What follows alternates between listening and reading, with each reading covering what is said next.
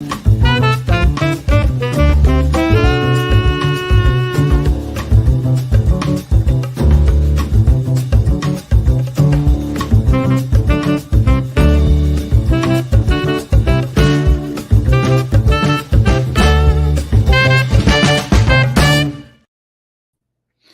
Al McFarlane. Welcome to The Conversation with Al McFarlane. I'm glad to be here and glad to have you along as well. As always, you're going to find today's program will be what I call a robust conversation. Two of my favorite colleagues are with me today to talk about affairs in the world. Dr. Irma McClaurin is here, and Brother Yoji Senna joins us as always from Bahia in Brazil. Before we get into our conversation, I want to, as always, remind you to support this work, to become part of growing this community of friends, this community of companions is what I call us. And you do that by going to the YouTube Insight News MN channel on YouTube and subscribe. Of course, we're streaming on two different YouTube platforms, Insight News MN and on Black Press USA. We value, we treasure, we thank our colleagues for the partnership with Black Press USA. We're also streaming on three Facebook channels. It's Al McFarlane Facebook, also Insight News Facebook, and Black Press USA Facebook. We stream on Twitter, we stream on LinkedIn. So no matter where you're connecting, we value you, your voice, your ideas, your thoughts, and your participation. And we invite you to support the growth of this community of conversation by going over to the YouTube Insight News MN channel and subscribing. Share, like, tell all your friends to be part of this community that we're growing around conversation. Well, I also want to begin by remembering and reminding us that our friends over at Minnesota Department of Health, like us, invite you to be COVID aware. So like the Department of Health is having a COVID vaccine event at Kelly Park from 11 o'clock to 3 o'clock on July 3rd, 2023. It's a free event open to the public. There's going to be free food, games for kids and adults, and educational activities for all ages. The Department of Health is encouraging everyone in the community to attend this event to get vaccinated against COVID. Make sure you're protected. Show up July 3rd. Okay, thanks to the Department of Health. And let me begin by mentioning or going to the first topic, and then I'll bring in my guest to help me discuss that topic and more as well. But the first one we're going to talk about is what happened here tragically in Minneapolis. There's a story that Associated Press has carried. Insight News carried it as well. It's on insightnews.com if you want to read it. But the headline from U.S. News says that a man with a hidden run history jailed after crash kills 5 young women in Minneapolis. How tragic, how tragic, how tragic. This is a story that was written by Steve Karnowski and Trisha Ahmed and published first on June 20th. The story says that the man who served a hit and run sentence in California prison until his release early this year now is jailed in Hennepin County awaiting charges after a crash killed 5 young women in Minneapolis. He was speeding. He blew right past the state trooper on the highway, ran a red light coming off of the ramp of I-35 headed north, and slammed into their car. The driver, the charged, John Derek Thompson, 27, of Brooklyn Park, Minnesota. He was evaluated at a hospital, then booked into Hennepin County Jail last week in the aftermath of the prior Friday's crash.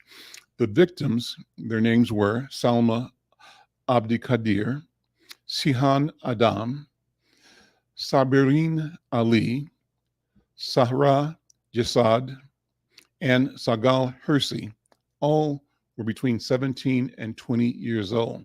Thousands of mourners from the area's large Somali American community attended the young women's funeral Monday at the Dar al-Farouk Mosque in Bloomington, where the 5 had been active members. They were returning home from a Somali mall when they were where they had henna applied in preparation for a friend's wedding that was scheduled the next day when their car was struck and when they were killed.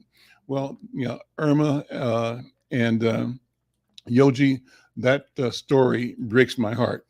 And this is the epitome of innocence, right? Robbed, lost, inexplicably. What do you do when you see horrors like this? And how does the community respond to it? What ought we be talking about and doing in community to both support the grieving families and also to try to be preventive in our teaching of each other, how we act, how we drive, uh, Irma, what do you think? And Yoji, we'll get your thoughts together on this as well. Irma, good afternoon. Good to see you, my friend. Hey, good to see you too, Al. And, you and I both know about pain and loss. You just lost your mother. I just lost my uncle in May. And I think all we can do is reach out. This was, it's just one of those flukes of circumstances. They were in the wrong place. We can ask the question, how did this person get out? Why weren't they incarcerated? But those are moot issues when you're dealing with the loss of lives. There's nothing that they could have done to prevent that. They were doing what they should have been doing, which was living their lives as young women, preparing for a festive occasion, and they just happened to be in the wrong place. I was in a major car accident about a couple of years ago. And again, I didn't do anything. I just happened to be on the other side of an impaired driver. And I'm fortunate to be here. So I think what we can do for the families is to provide support. We don't know if this loss is going to cause them to have any financial burdens. And so we can help with that. We can help by offering legal advice if they're to make sure that, something happens. You can't compensate for life, but at least you can sort of ease some financial burdens if there are any. And just give them comfort. You can't bring someone back. So how do we honor these young women? Maybe Insight News can do profiles of them so that the story of who they were, or is at least made public, and that we get to at least get to know them that way. That would be my suggestion. My concern, in part, and maybe I'm overreacting, the driver of the car that killed these women was the son of a former state legislator. And John Thompson, the father, had already sort of been at cross wires, or had like challenges with both the community and law enforcement, questioning his status as a resident of Minnesota, even though he was elected to office in Minnesota. And there are more things that get brought up that layered make you question how he became a legislator. And then when you bring it up around this incident, you wonder about the family, right? If that's the parent, and now the son has killed 5 people, and that this isn't the first time, but he was serving a sentence before for a hit and run incident in which somebody was badly hurt in California. And he also had the allegedly gun and drugs. And so what you have, you have a dysfunctional family. Okay. Now the question is whether there was true intent. In other words, did he set out deliberately to be in this community impaired, knowing that he might not be held completely responsible? I think that's a different question. And my hope is that the Attorney General will go after him and the family and sue the hell out of them. Because I think that's the only thing that you can do, is to make them suffer monetarily, but also to make sure that this young man is in prison for, not just like, driving under the influence. He killed people, killed 5 people. This is murder. Okay. And whether it's, intentional or not, that becomes another issue. And I hope they will do the investigation, not just of that accident, but to see if there is information that would lead us to determine if this man set out intentionally, to sort of harm people in the community, not necessarily these 5 women, but to sort of, take up for his father and critique, the critiques that have been coming, that he intentionally put himself in that community, at that particular time. So my hope is that the Attorney General will really look further into this, and that there will be consequences. And if his father has any kinds of ethics, he would resign. He would remove himself No, from the political he's no sphere. longer in office. He lost his bid for Good. re-election, so he's not in office presently. The question that I was leading to, Dr. Irma, was, is there sometimes ambivalence in our community? How does our community deal with, number one, the facts are indisputable: 5 lives, 5 souls lost, and a person who's impaired, the perpetrator of the situation, accidental or not, but the source of it. Do we in our community, among us, sometimes tend to minimize the horror, and to even among ourselves, not value what was lost, and not really, as you just said, double down on ensuring both prevention and punishment of the perpetrator and the family for their causing this loss of life, but also making sure that laws, ethics, mores are affirmed and reaffirmed in ways that support doing right, and that really try to clamp down on wrongdoing that leads to things like this. What do you think? Well, to your point of whether the community is desensitized, I mean, I don't think there's any question that when a community is exposed over and over again to trauma, whether it is, the Juneteenth shootings that happened, whether it is, people being, brutalized, whether it's seeing family members addicted to drugs, and now apparently we're becoming part of the oxy and phenol phenol sort of landscape, but, crack cocaine and cocaine has always been there, heroin. Whether it's any of these things, the causes is that when you have a community, and we saw this in, I'm trying to think of his name, Victor, who wrote about being in the Holocaust, and he talked about that he had to consciously condition himself to imagine what it would be to not be in the concentration camp in order to maintain his humanity, because he was finding himself helping the guards, just in order to survive. And so he started imagining and actually created a form of psychology that he was able to then manifest later, but he had to imagine it, right? And part of resilience is being able to imagine something beyond the horror, beyond the trauma. But it takes a lot to be able to get there, and the tenets of resilience is that people have some sort of spiritual base. And so it's now up to the community spiritual leaders, whoever they are, in whatever form it takes, to reach out to that family and to the community. It is about having a network. This is when you bring your friends in close. This is when you reach out if you haven't heard from someone in a long time, family member, friends, community members, you reach out to them now. Some sort of physical fitness that we have to maintain ourselves. So taking walks, in the park, or, by the water, something that's going to give us some sense of healing. These are the components that at least help us to develop a form of resilience. Let me bring my friend Yoji in from Bahia. Yoji, how are you? Good to see you, my friend. Hey, greetings. How you guys doing? I'm doing very well. Yes. Good. So tragic story, and what are your thoughts about that? I don't know. You lived here in Minneapolis and St. Paul, so you know the location. You've read the story. How do we adopt an attitude and promote, respect for doing the right thing in ways that encourages people to not do the wrong thing, like get zonked out and drive under the influence, and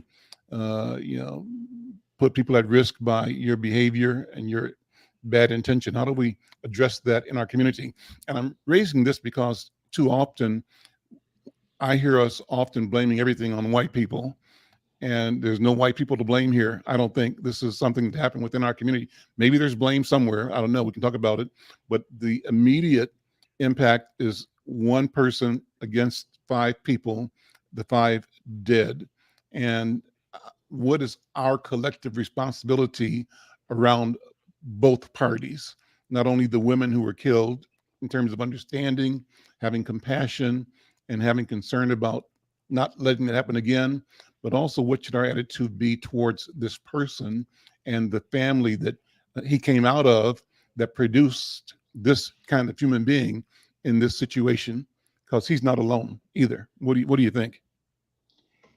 Well, first I want to present my solidarity to the families of the people who died because, I cannot imagine being in a situation like that, having a family member or anybody close to me had died in a situation like that. Um, so I myself, I don't know what would I do if that would be the case, how I would react. Can you Certainly they must, talk more into your microphone if you can? Talk okay, louder if you would. Yeah, yeah. thank Certainly you. they would feel more like a feeling of injustice, right? Such young lives got so short, and then they're gonna find all the explanations to about spiritual explanations why it happened. But and the first reaction would be to have this punishing attitude towards the perpetrator, given also having this information about his background. But yeah, in many ways, to to express, if it is the case, uh, again, my solidarity and my feelings is I empathize to the victims, how they are coping, how they are doing, how they are finding explanations why why it happened to them, and they are finding ways how they're gonna uh, go on with their lives after that. And would be ideal if there was some sort of community embracement of them and their immigrant communities, because as an immigrant I know that also it is a little bit more traumatic when sometimes you're far away from relatives. So yeah, I don't know. This is what comes to my mind is how this person having this antecedent already in California to have been convicted and done time, was allowed to drive Mhm. in Minnesota, and with guns and drugs. So he was really being wild. So I don't know if he was released, he was under parole, or he was under supervision. But apparently he shouldn't be doing that. Shouldn't be have access to cars after I have done that. You know. So Well, well, so my question is, how do uh, we as citizens hold each other accountable? What do we do when we violate each other or violate the rules between us? And what should our public posture be? And I think Irma has said, this is a case where the community ought not hesitate to address the failure of this individual that's resulted in the loss of these five lives. And I think you're saying the same thing, but my question has to do with uh, how do we elevate that? How do we lean into that more so that, well, I wrote a piece a few years ago called Black Crime, Black Punishment. And the premise was that two things: that the system of criminal justice and of corrections is kind of like a plantation system. It's a business, and we end up being the fodder that Black bodies go in and through the system to make money for white people, and not in a way that delivers or pursues in an earnest way the cause of justice, fairness, and equality. And I said that one of the antidotes, and I could be totally wrong here, one of the strategies that we should look at in community is taking ownership of the apparatus of corrections. And so that, as opposed to building prisons in rural Minnesota that become economic engines for small towns of white people, if the offenders we're dealing with are in North Minneapolis, perhaps we should build the correctional facility in North Minneapolis where the sons and daughters and brothers and sisters can stay connected to those who violated community and violated the law and required incarceration of some sort or another. And where, with intention, we also look at the revenue streams associated with public safety and with justice. What do you mean? I mean, to build a facility might cost $40-50 million to staff it every year, 10-12 million in payroll, to equip it and supply it, millions. What if our people were involved in that entire revenue stream where the, I don't want to use the word profit, but as businesses, we were able to serve that market, and there'd be an economic connection that doesn't exist right now between us and that element or that process in our community. And so I'm arguing that we have to, Dr. Irma, train ourselves to understand and become the number one advocates for justice, but justice has to be a little different from what it has been, because what it has been is a machine for white economic growth, justice as we know it in the past, and it ought not be that.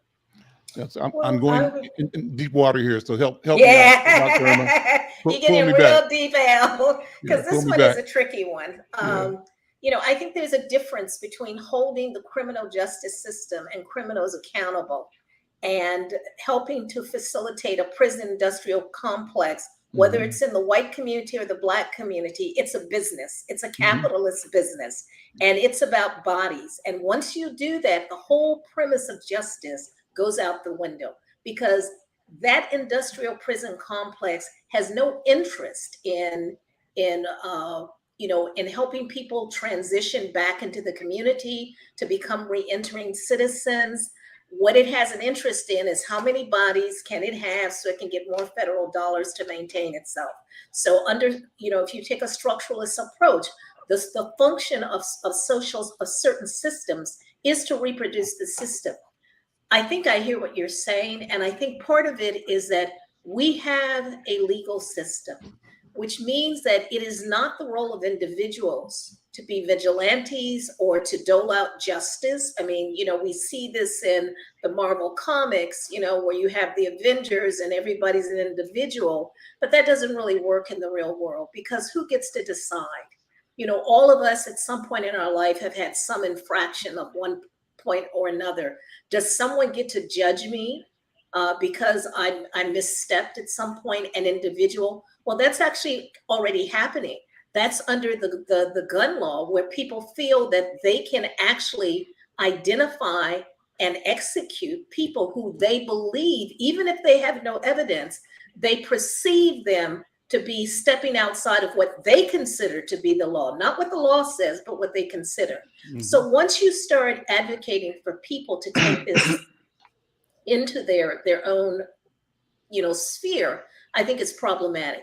But I think also what I hear you saying is, what role can we play? One is that we can begin to push for criminal justice systems. That if you're going to have programs, and there are amazing programs of people now, colleges, my own alma mater has a college prison program where they've actually graduated young people. If people in prison believe that they have options, if they believe that there is something for them once they get out, then I think that's the role that the community can play, is not to treat them as if they are aliens, but to in fact try and find ways to bring them back into the community, whether it's hiring them. This is always a problem for reentering citizens, formerly incarcerated people, is that they go to get a job and the first thing they ask is, have you ever been in prison?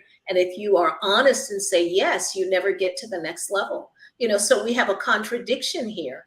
We also have to start with the families of people who become criminals. What is the function? What is the role? Who do we hold accountable?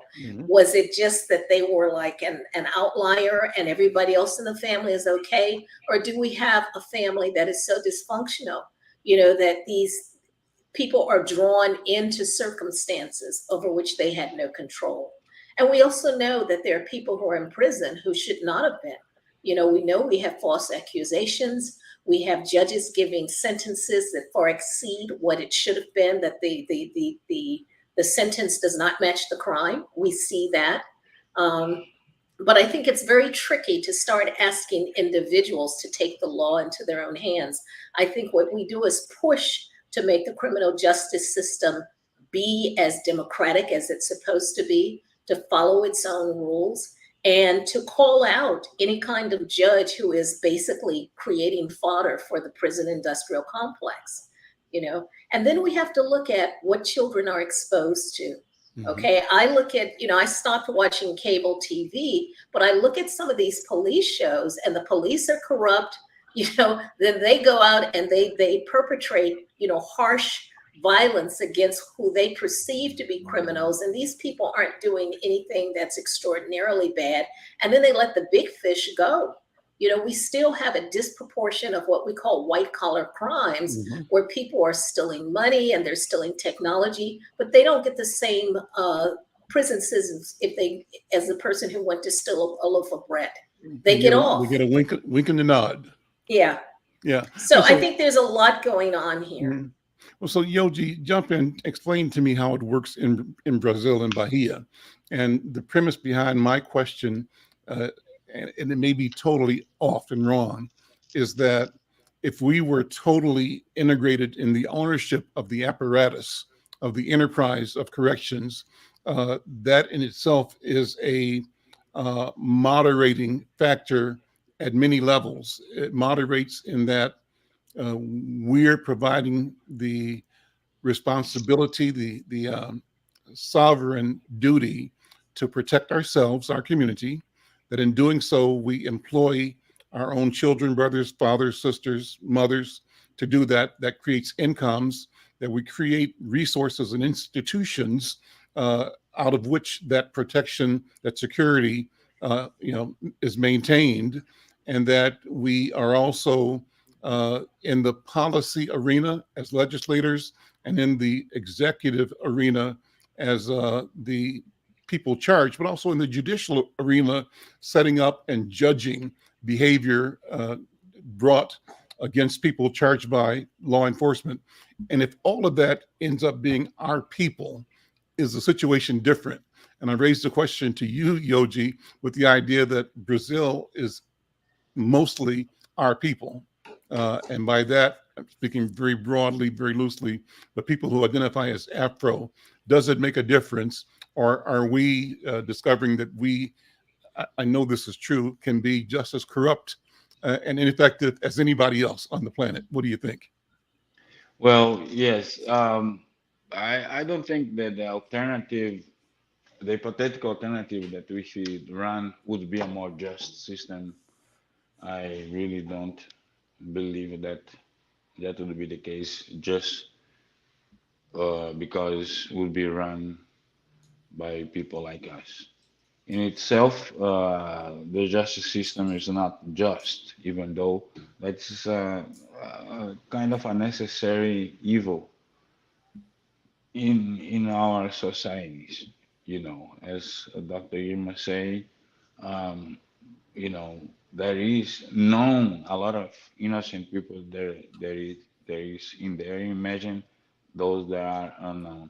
So, and those systems are made certainly to protect their rights of those who are already or the property rights mainly uh, of those who have it. So in Brazil, for example, the penal system is a little bit more benign than the United States, apparently, even though that is the second jail population in the world after the United States is in Brazil. I didn't know that. Yeah. And so it figures then that probably most of the incarcerated in Brazil are African or Black people, correct? Yes, yes, yes. None of those statistics here, you cannot expect that black people not be the majority for the reason itself that majority of the population is black. But so, for example, here, nobody stays more than 30 years in jail. So therefore, there is not even live sentence of death sentence. And there are some many peculiarities of the systems, like prisoners can have conjugal visits regularly, and that is kind of a part of the penitentiary that's reserved for people to have sexual encounters with Hmm. their registered partners. Also, here they have momentary leaves. So Mother's Day, they You get to they go can home. leave. They can leave. They go home. Yes, Christmas, certain dates. So right. So that you would expect to be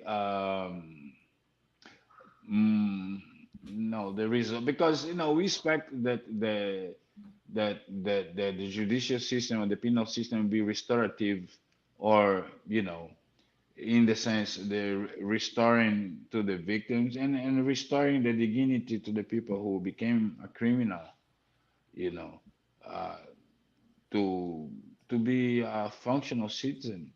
So, and that's not the case. Also, when you have a system that in certain way seems to be a little bit more progressive, than the ones in the United States. Um, it's like you cannot compare, but compensates in many ways in the dysfunctionality and other things. Here we don't fear, for example, be stopped by a police car behind us. But again, the statistics shows that we are always the victims, because, and in many cases, those even perpetrators of that create those statistics that are detrimental to us as a black people are other black people exercising the power of of of, of the society. You know. I put into the chat, Al, Hmm. what it's called the mural arts program. It's called Healing Hand Walls. And it was done by Philadelphia, which has one of the largest mural arts programs where they do on buildings these amazing murals. But they did a series of murals in which they brought together inmates of a prison together with victims of the crimes that they were in prison for, to create a mural as a way and participate in the development of it, the painting of it, as a way to try and help with some of the healing. I think what Yoji has pointed out is that we are in just a judicial system and a prison system that is punitive. It was initially designed, and we have to understand that prison systems were actually come into real focus, and the police force as an extension of patty rollers to control slaves and to protect, white people, from blacks. Okay, so let's be clear about what prison and what police were designed for. And that's not to say there weren't white criminals, but we've always been on the punitive side of it. And even when, even when there have been examples of Black policemen. There's some who go in for the right reasons, but there are some that once they put on that blue uniform, their mindset is no different than their white counterparts. And so it may not be better to have someone Black, pointing a gun at you or shooting you than someone white, because you're not really understanding where they're coming from. But I think we've moved from a system of prisons to an industrial prison complex. And once it's been institutionalized in that way, then it's less about helping people reform. It's less about helping them transition back into the community. And it's more about maintaining a prison system in which there's money coming in and people are profiting from it.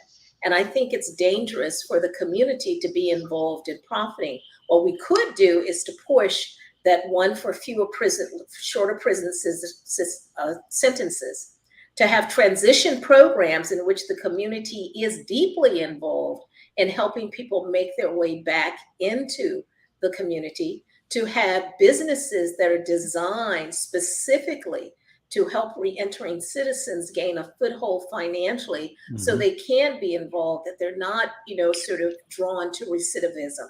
So I think those are ways where the community can be that bridge between leaving prison, or as people are given leaves, that they can help to support them so that when they do re-enter, as Yoji says, they're more connected to the community than is possible now.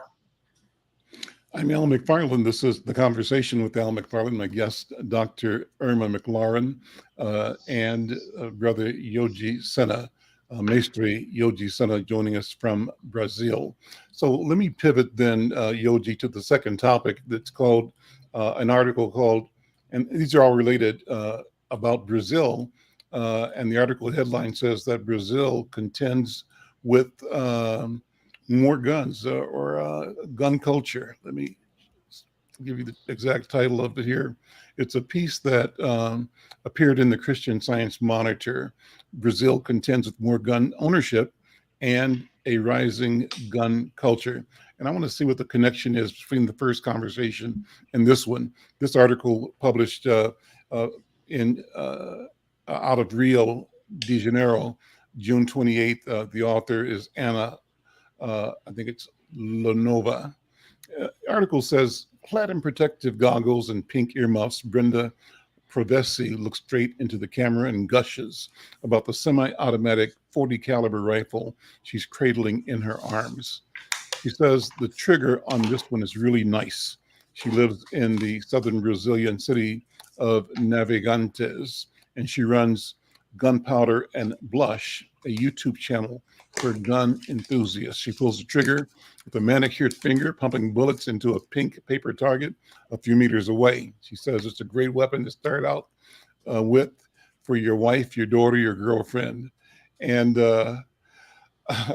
this article, it says, was focused on safety. It has a pull-out that says gun ownership and culture expanded in Brazil under former President Jair Bolsonaro.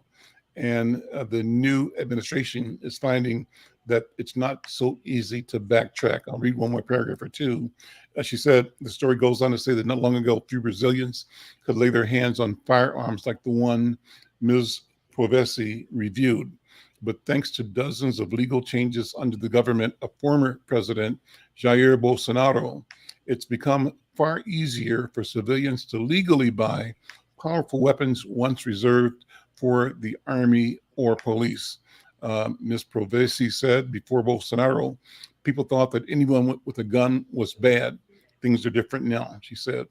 Gun ownership, that's private gun ownership, has tripled to nearly 3 million over the past 4 years, according to data from the Instituto São Paz, a public policy group whose name means I'm from Peace. And it says about 2,000 new clubs for recreational shooting with names like the Bullets, American Shooting Club, have opened across the country. Gun culture. So, what is the culture? What does that mean? How does it show up to you in Brazil, Yoji? And what is the conversation around dinner tables in barbershops and pool halls and malls about the presence and the growth of privately owned guns in the community? Yes, I have we have spoke before about how in many cases many of the social traits of the United States um, um, does replicates here in Brazil. Going down. Sometimes, okay. Um, can you hear me better now? Yes. Yeah. Okay, Just speak loudly. Okay. okay. I was saying is that you know how often many of the social traits of the United States and cultural traits does you got to have replicated here in Brazil. Sometimes intentionally as part of a market, you know, sometimes does happens organically. So one of those is the question of gun ownership. So Bolsonaro, in many ways at that time, he was trying to mirror and associate himself with the image of Donald Trump, you know, where in many ways he came upon to be the avatar of many people with uh, right-wing feelings, racist feelings. He became their representation, and he would look for strategies of becoming more popular in the positions and views of the racist crowd and the extreme right of the United States. One of those is a question of gun ownership. Yes, historically here in Brazil, we don't have the tradition of carrying firearms. You know, people don't have that. It was very uncommon until he came and legalized under what's called now hunters and collectors clubs. Mhm. You know that got open. Yeah, hunters and collectors club. That you know, and they are like shooting ranges and clubs that some of them became big chains that you find in the shopping centers in several cities, and also, and again, in people are now having access to guns that are necessary, like assault rifles and things like that. And many of those gun clubs became also conduit for the criminal factions, the organized crime here that is really a national problem, have access to sophisticated guns in a more kind of washed or legalized form. Mhm. Mhm. And this is having impact in society because you know a lot of people, we have the example last year, a few days before the elections, where a federal assembly woman from the right wing started to persecute a black guy with a gun drawn because he was from the position and he could do that. So she, for example, as you said, the government is doing great effort to curtail the amount of guns that is available right now. And her in particular case, she, you know, she's been prosecuted and her guns get confiscated, and she's not anymore allowed to carry guns, you know. So they are the government, the present government is pushing hard. All those conspirators who participated in the January 8th attempted coup here in Brazil also have their guns confiscated. So yeah, the government is trying to find ways, maybe a buyback program of take those guns from the street because it is causing a problem. A lot of people are a lot of crimes, a lot of more domestic violence involving guns, a lot of more disputes that would be resolved maybe of a punch or two people. Because this is the thing, people can have guns they cannot carry, but and then becomes, you know, the the tragedies occur. Dr. Irma, you had a comment about one of your colleagues who's written on the topic.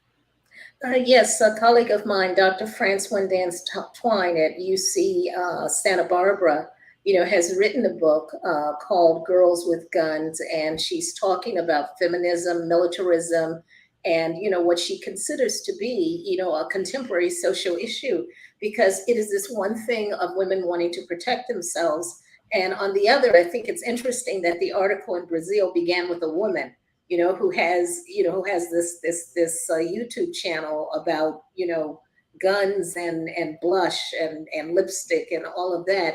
So it's like trying to equate this. And there's always been women with guns. I mean, there are women who grow up, with that as part of the culture. But I think what Brazil is showing us is that once you give people unfettered access, you can't really contain who gets to use the guns. You can't really determine whether it's going to be an appropriate use where it was for collectors and clubs, or whether people are going to take it and use it outside of that. I mean, I think that's the problem with weapons, and the kinds of weapons that people now have access to is military weapons. The question we should be asking is, why is the U.S. military selling, assault rifles to police? We're not in a war. This is not Afghanistan or, other places where you're having to defend yourself against other military people. Why has the United States Police Department become more militarized? And the training of police officers is not about helping communities and seeing the public as those they serve, but really about assaulting them, about using militaristic tactics against communities. I think those are the questions, that we need to be asking. And I think Wendance Twine does raise some of those kinds of questions in her book. One more topic that I'll have us tie into this. It's an article that talks about hate crimes. And we'll see if we can weave all these together.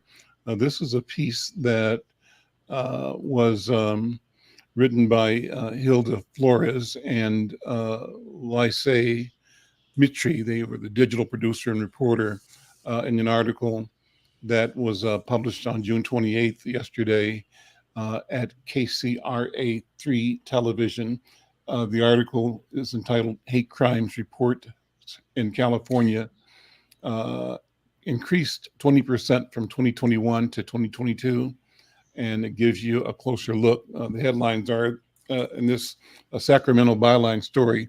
Hate crime reports in California increased about 20% from 2021 to 2022, with the state seeing nearly 146% increase in these reports within the last decade, California's Attorney General Rob Bonta said Tuesday. Open quote, in the past several years, we've witnessed national rhetoric get more heated, more polarizing, more divisive, more extreme. And while we like to think that California would be and should be the exception, hate, unfortunately, it has no borders. And that's the statement he made when he was revealing this latest report. He said that overall, crime events in California increased from about 1,700 in 2021 to about 2,100 per year in 2022. And although the data shows a jump in reports, he adds that the statistics are likely underrepresented, because some people might not feel comfortable filing reports. He says the numbers then only tell part of the story. And so how do we weave these three conversations together? hate crimes on the rise in California, I suggest around the country, but the data is demonstrating that more crimes are being committed under the cloak or with the intent or motivated by a declared and identifiable hate against another culture, community, orientation, etc. And then how does that fit into the state, in the case of Brazil and probably here as well, promoting and supporting the growth of gun culture? Uh, this article talks about the number of guns in Brazil, but we know that there are more guns than people in the United States. And so this is gun culture personified or magnified. When I listen to the stories about guns and violence in community, I go back to, I'm 75 now. I go back to being 5 and 7 and 9 and 10, growing up on TV, watching the stories about Boot Hill, Gunsmoke, Wyatt Earp, the Wild Wild West. All of the stories I grew up on in entertainment were stories about gun culture and kind of had good guys and bad guys shooting each other up. And that emerged or evolved into gangster culture with the Capone stuff.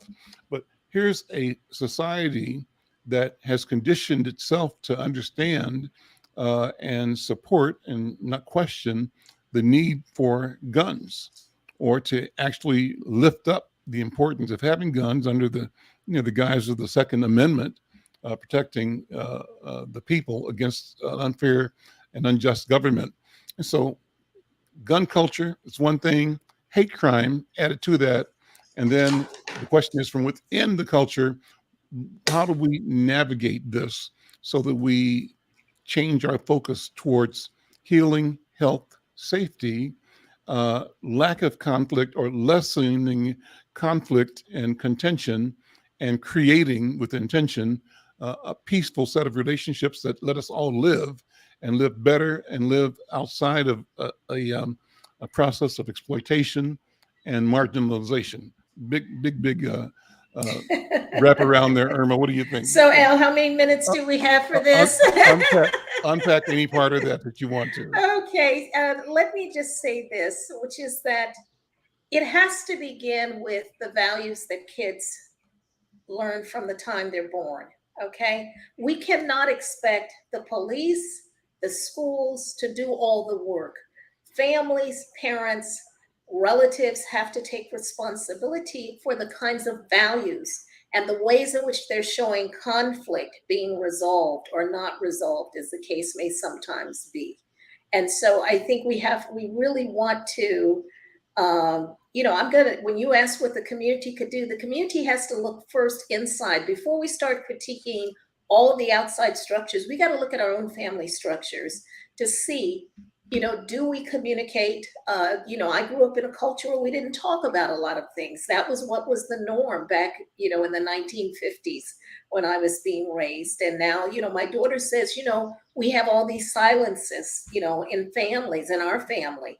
And so I think, we have to start with, what are children being socialized? How are they being taught to resolve conflict? If someone takes your toy, what do you do? Do you go beat them over the head? Or do you simply say, you know what, I have another toy to play with, so it's okay?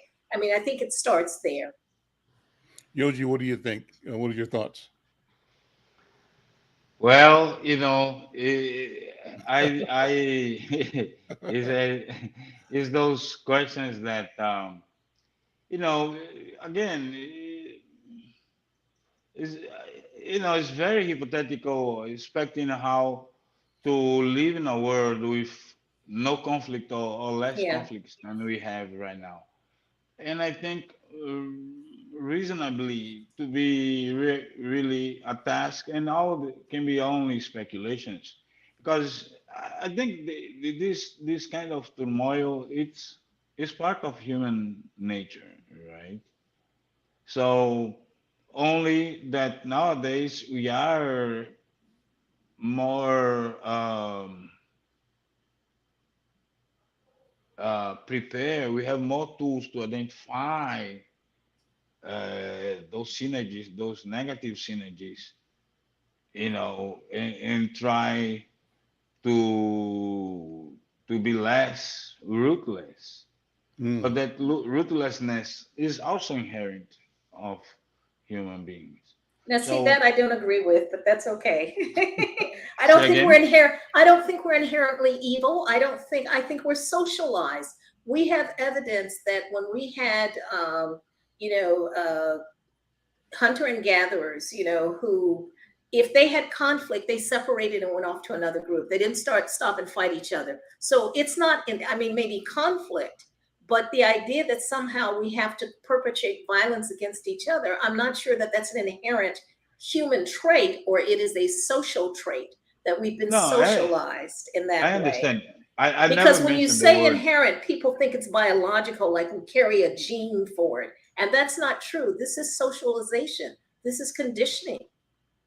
Well, I agree with you partially because, for example, in certain levels of violence, how we humans, as animals still, but the human animals, they are capable of superior levels of violences. But I think it's inherent sometimes to show discomfort or disagreement with attitudes that, for example, is to push somebody. That is, I think it's very inherent to be any form of animal. So to to be somebody lack any form of ability to possible violence, you know, I find difficult. I understand, for example, that people get to violence with their body, with their physics. When you lack words, when you cannot really explain or elaborate your thoughts or your feelings. The next step is to be physically aggressive, where you cannot convince or explain why you are being that way, that moment, emotional or sad, and then when you don't have any more vocabulary to explain that, and you go to a physical uh, aggression. And the But same thing happens in the reverse. When we have expressions of joy and we can't articulate, we may go and hug someone instead, right? We may express ourselves physically. I see what you're saying, but I think what makes us human, and that is supposed to elevate us above the animal kingdom sometimes, is that but Dr. Irma, we have the no, cognitive ability to make a choice, right? yeah. We can make choices about choosing to express that behavior or not. It's not an impulse, it's a choice. But listen, it's funny that you just mentioned the question of the hug. Nowadays, spontaneous hugging somebody can be perceived as a form of aggression, you Well, know, now, but because it's that's unwanted. the Because social, somebody talked. I yes, was talking about that yes, here on the unwanted news touching, because yes, unwanted touching and was just like our culture is more expressive in this. But nowadays, yes, the new culture of my bubble, please keep it yes. for Latin So culture that we are very expressive. we've reinterpreted the meaning of these things, but that's a social thing. That's not Yeah, inherent. The inherent gesture or action may be to reach out to someone, but culturally, we've always had this thing of social space that I used to talk to my students about. In some Listen, cultures, it's close, and in some cultures, it's apart. But I think the apartness has expanded to more encompass a lot more cultures than it was historically. what a good conversation, and we're out of time. This was great. Listen, thanks, guys. Thanks, Dr. Irma McClaurin, and thank you, Maestri Yoji Senna. What a great I'm looking out for conversation. seeing her here. Yes. Many hugs. Abrazos. Yes, Abrazos. Abrazos. So listen, we'll be here tomorrow and the next day, or tomorrow and then next Monday, next week, taking off Tuesday. We'll do a rebroadcast on Tuesday, but we want you to stick with us. We want to stick with you. I'm Al McFarlane. This is The Conversation with Al McFarlane. We'll see you. Take care.